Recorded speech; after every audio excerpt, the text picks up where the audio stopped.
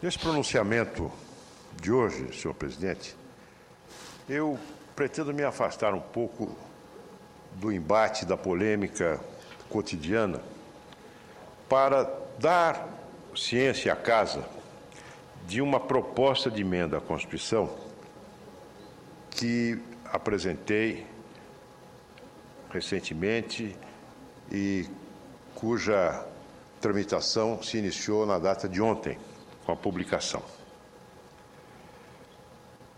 Esta proposta de emenda constitucional visa alterar a nossa Carta Magna em alguns dispositivos relacionados à condição do estrangeiro. Todas as constituições democráticas, modernas, fundadoras dos Estados de Direito contemporâneo, guardam um profundo parentesco com as constituições que vieram à luz no século XVII, na Inglaterra, no final do século XVIII, nos Estados Unidos, e com a Revolução Francesa. E delas todas, é a Revolução Francesa que mais está presente no nosso imaginário político pela altíssima carga de dramaticidade de que ela se revestiu. São textos constitucionais, a Carta dos Direitos Ingleses, a Constituição Americana, os diferentes textos produzidos ao longo do período revolucionário na França, que se afastam hoje, podem ser lidos abstraindo-se da conjuntura política, do tempo histórico que foram produzidos, porque se transformaram em patrimônios universais, em patrimônios da humanidade. A Revolução Francesa é marcada por episódios que todos conhecemos.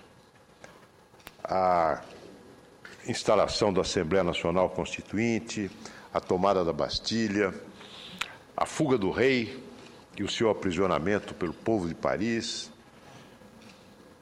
a destituição do rei, o seu julgamento e morte.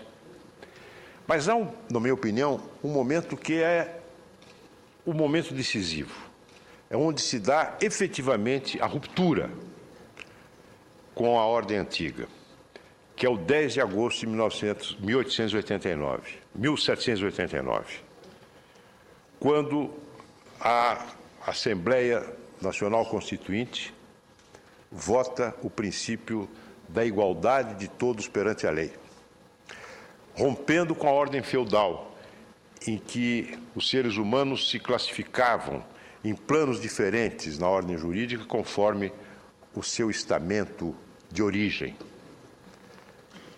Todos são iguais perante a lei. E é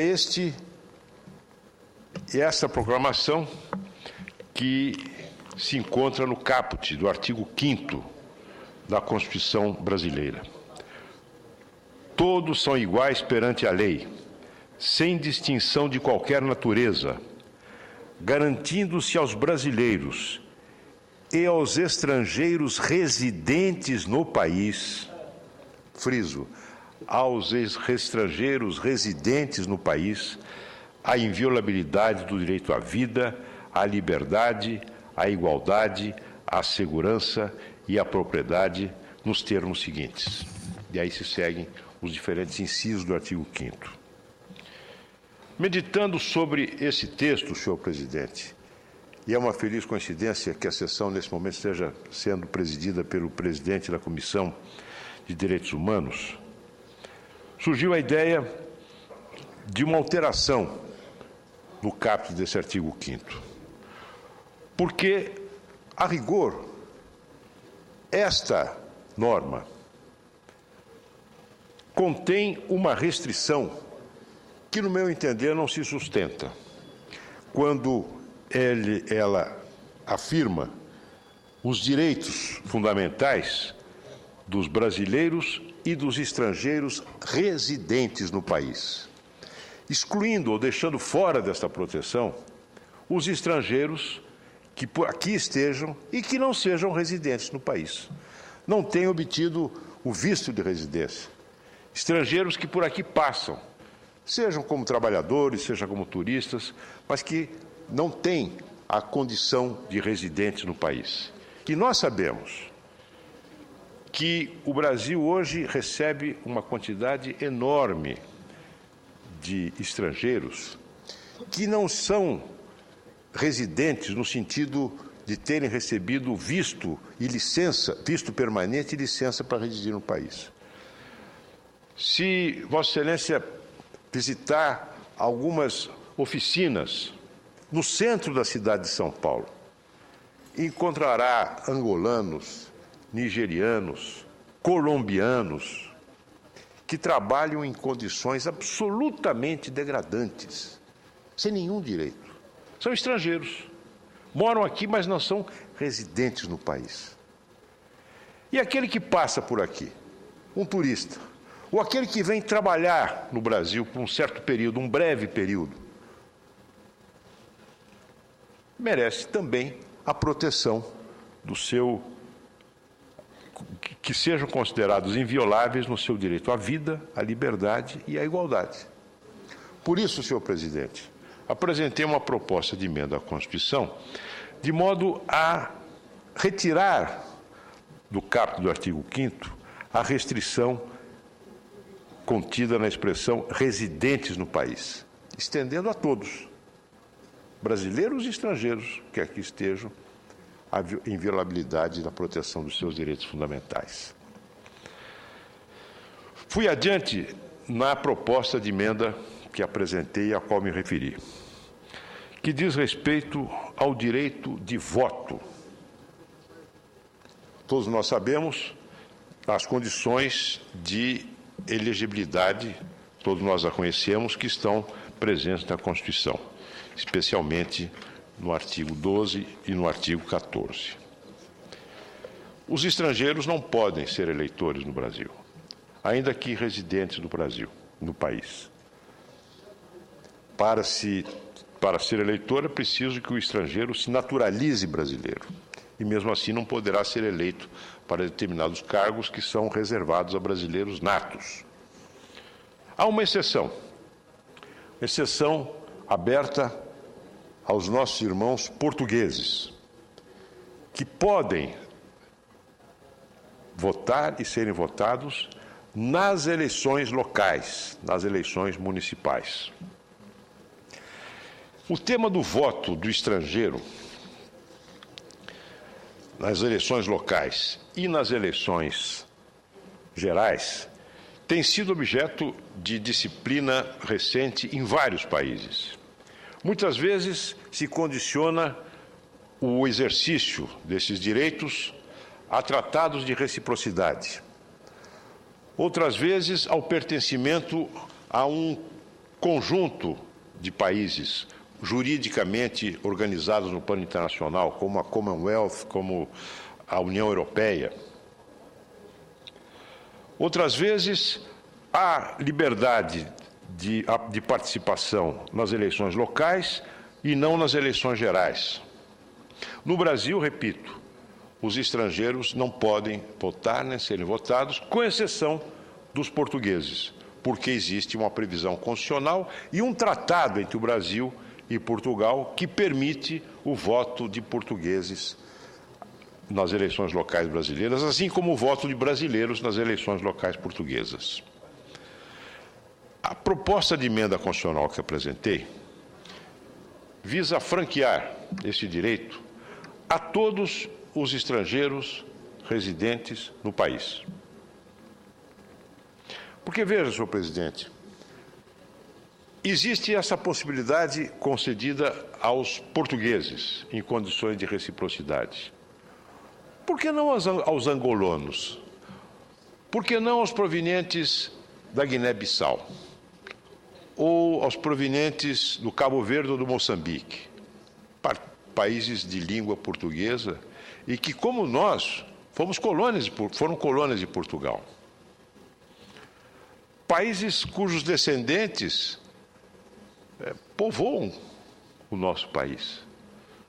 O sangue africano é sangue brasileiro, corre nas veias de milhões de brasileiros.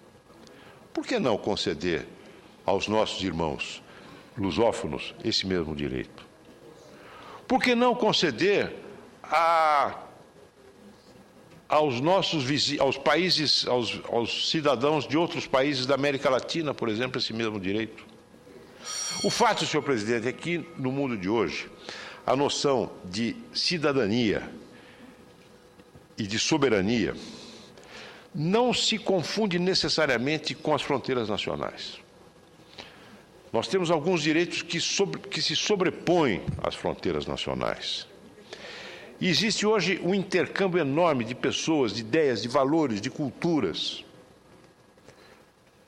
O Brasil tem uma legislação de estrangeiros atrasada, uma legislação de estrangeiros ainda do tempo do regime autoritário, que precisa ser modernizada para se tornar mais generosa, mais aberta à imigração.